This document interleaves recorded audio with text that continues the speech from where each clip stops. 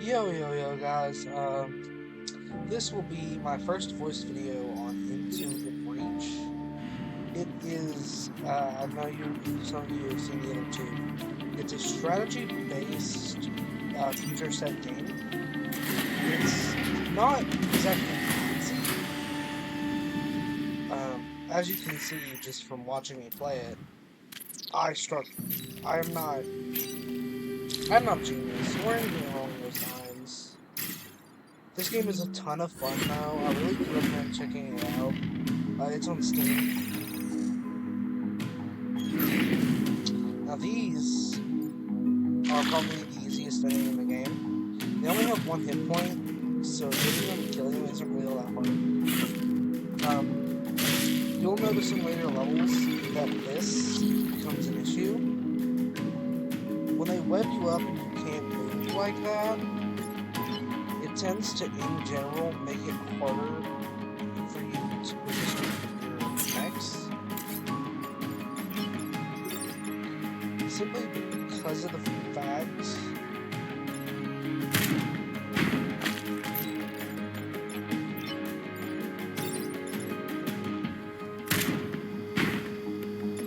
that was an accident. I'll go ahead and reset. But it's simply just because of the fact that not being able to move means you can't play distance between yourself and other stuff. There is a really good opportunity for me to get some kills that I should have seen earlier. A little disappointed with myself with that one, honestly.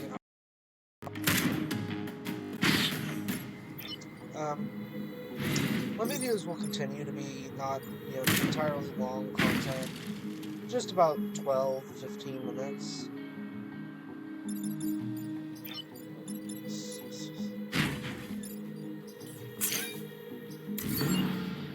My posts tend to be later in the day because I have to work.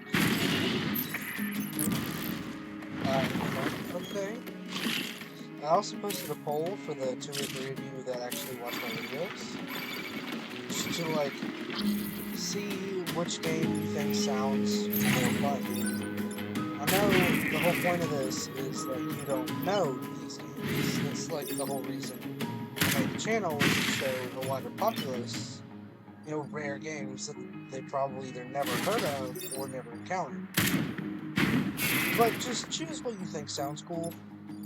What sounds like it would be fun.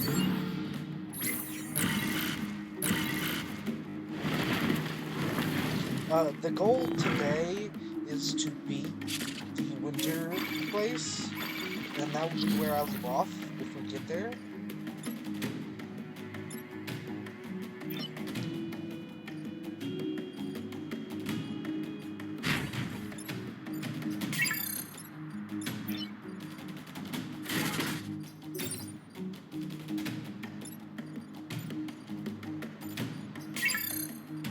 If I can, no, because these are only beside him. Wow, that's a missed up here. Yeah, there we go.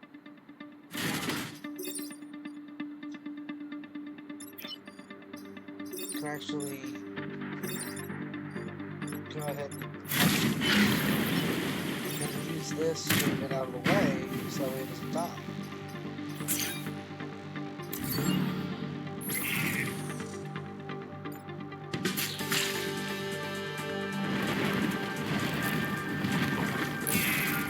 See, if I had killed him here with the artillery, he would have not blocked this, which means I would have had one more enemy.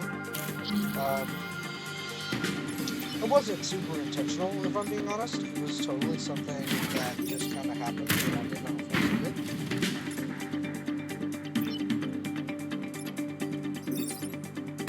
Usually good lineups like this, it's usually best.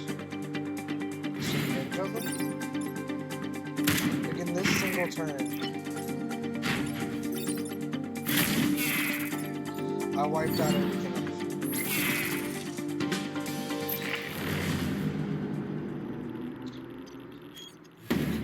First mission, no grid damage, no death, and we got a time pod, which usually have reactor cores in them. Ooh, it also had a mech pilot. Okay, so he pushes adjacent tiles. I'll go ahead and swap him in, just because having any pilot is better than having the default one, because they can only level up twice, as to where these ones you get can level up 3 times, which gives you more agility, more uses.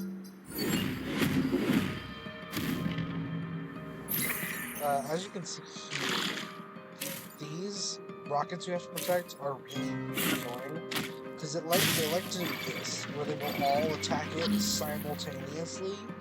It makes it pretty much impossible to kill it if you will succeed. You just have to focus a lot less on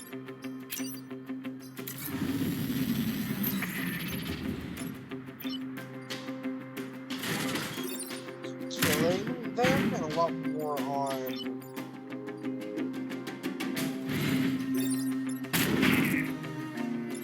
maneuvering them around so they don't attack your target.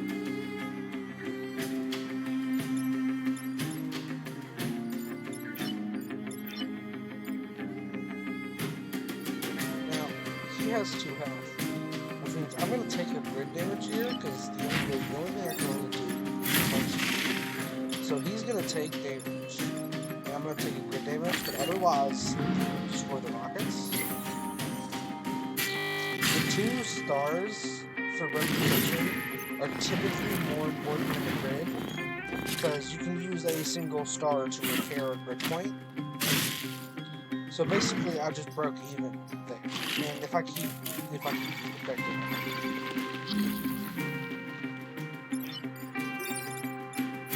Obviously, this is a very obvious first move to make.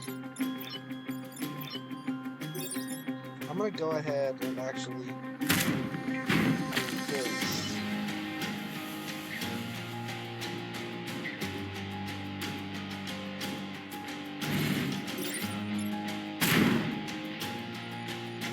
No rockets are attacked. Mech is on fire, which means it might die. I will have to repair next turn.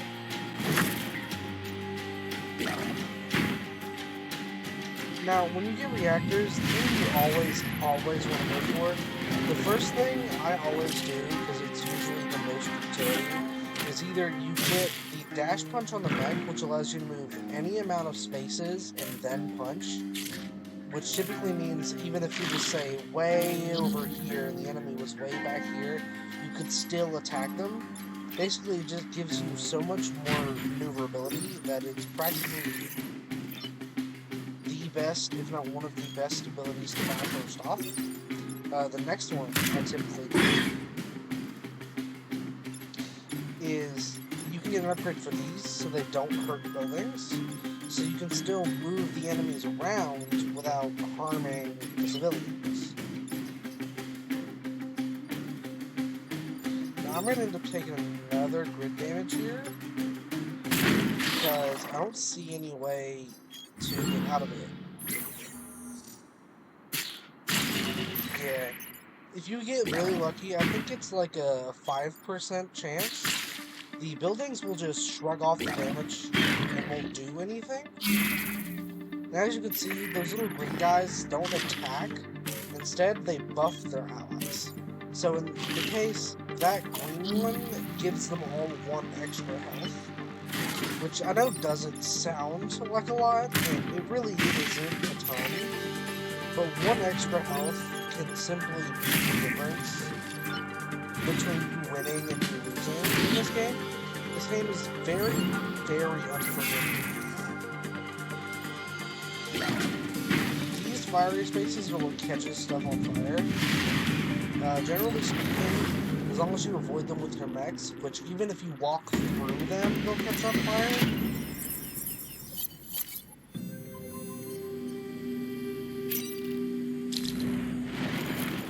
But they're great to have around purely for the fact that catching these guys on fire also does damage.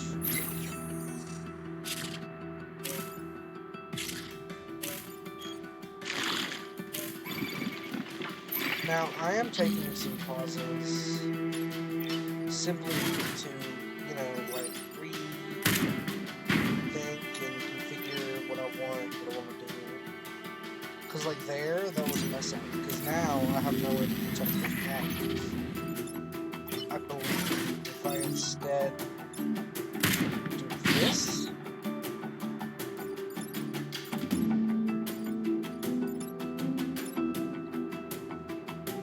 Oh, okay, I see.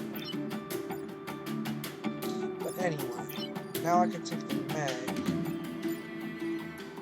No, actually I can't, because I can't get to it. The best thing to do is probably kill him, then sacrifice one of your health to kill the other monster.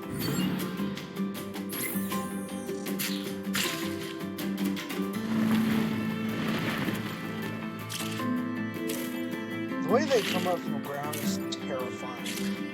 They just kind of like crawl out of a xenomorph.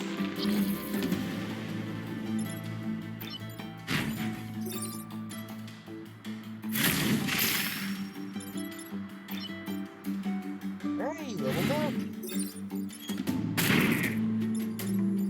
As you can see, sometimes the best things you'll either miss or not notice. I'm sure there's plenty of better moves I can make. Actually, if you see any yourselves, don't be afraid to comment. Let me know how I can improve. I know one or two of you have been leaving a comment on my videos, and I appreciate it, you know? It makes me strive to improve.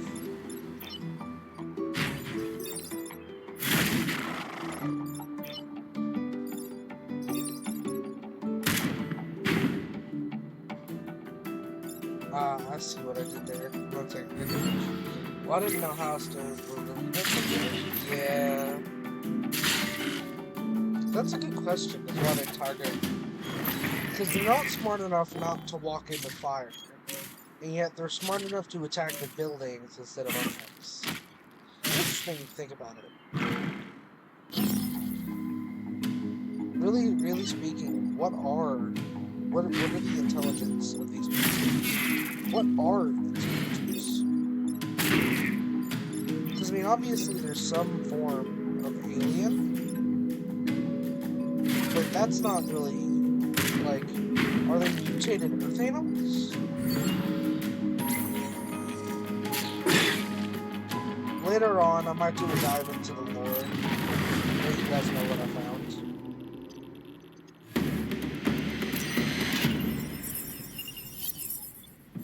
As you guys may be able to tell, these aren't exactly edited and polished, simply because I do not have the technical skills to do so. When I get a bit more, I will learn the basics whenever I see if anything's actually gonna come from this.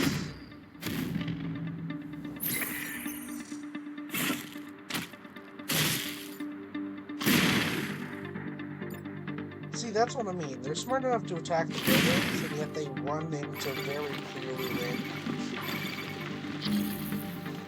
Well, then, I guess maybe on, like, their brains, the glowing colors attracts them.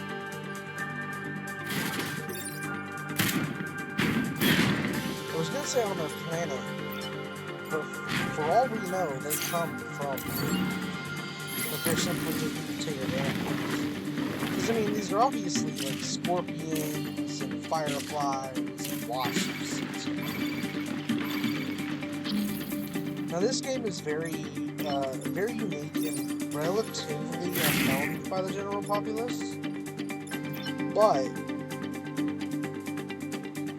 it has only been out since around 2018, I think is when it came out.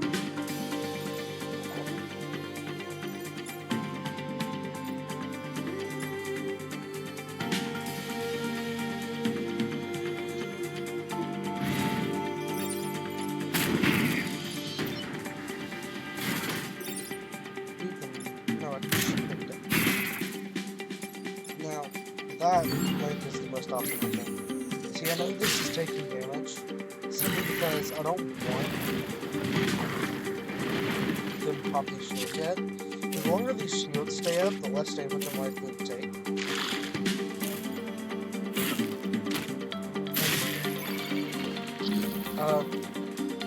My next video I'm planning on doing on either Punch Club, which is like an old Street Fighter style looking game that's based on like the old NES and Game Boy games.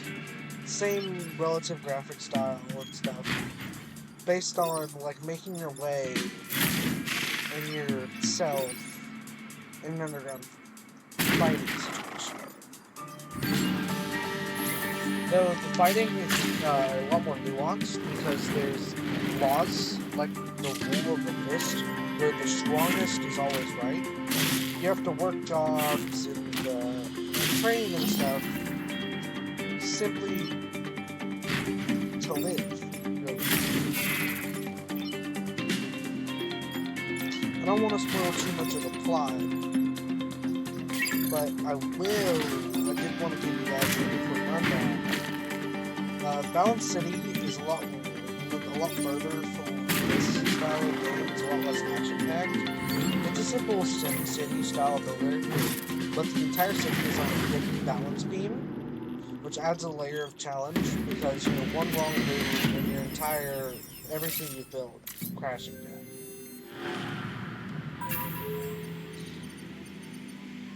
Now, I always like to do the ones that have these extra bits, like the coal, the power generator, because they typically give you power grid, but there's also ones over here, like these ones are typically just stars, and you'll see at the end, I'll explain what you do with the reputation you get. Now these guys, the wasps, the hornet leaders, is this what it's called, are prop. They attack 3 spaces in front of them, and they do 2 damage each. You typically need to kill them pretty quickly, if not immediately. As you can see, my mech can't really reach anybody.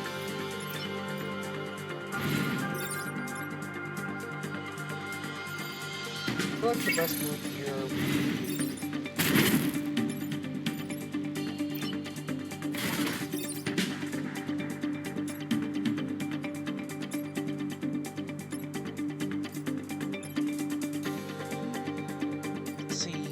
now this is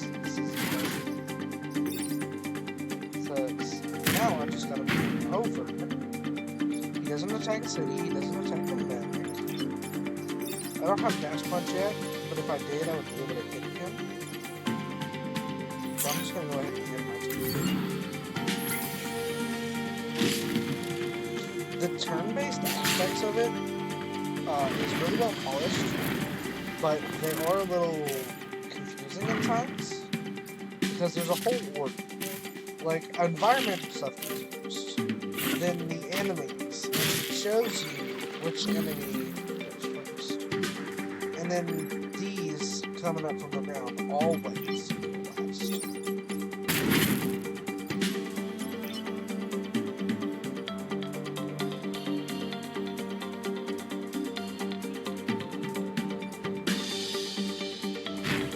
I think the best thing to do.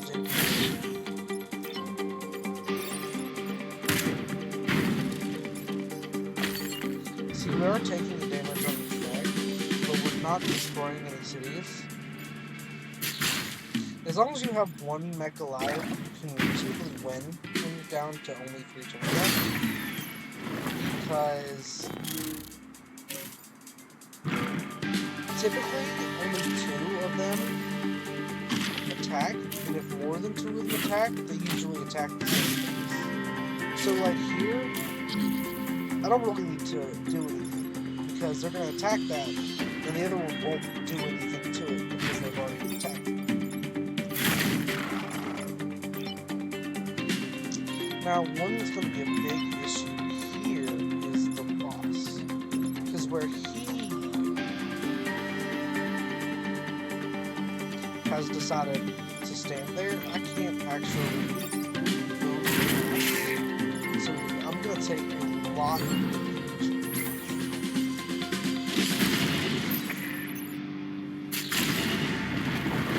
Yeah, I didn't have anything like that. If I had survived, maybe. But that would have been such a hard thing to do because there were so many moving pieces. Every time you lose, you get to choose one fighter that appeared to bring with you. Now I'm gonna bring him because he gives you 2 bonus XP, and the finisher skill gives him more damage and more movement at the end of a round. You can obviously change that. You can also, this is something I found really cool that I haven't done yet. You can use coins that you get from playing to unlock new squads. Now, which squad do we want is the question.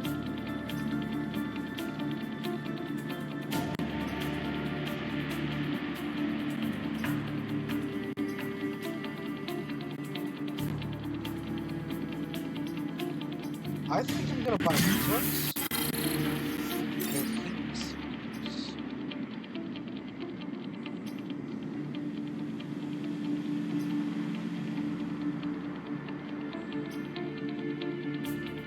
Now, as you can see,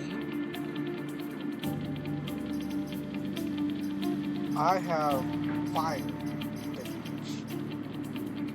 Simply speaking, now I will deal even more damage and have more maneuverability because I can walk through fire now instead of having to intentionally go around it. But this will be all for today, guys. That was my Force Sports video on Into the Orange. Get it on Steam, like, subscribe. Goodbye, YouTube.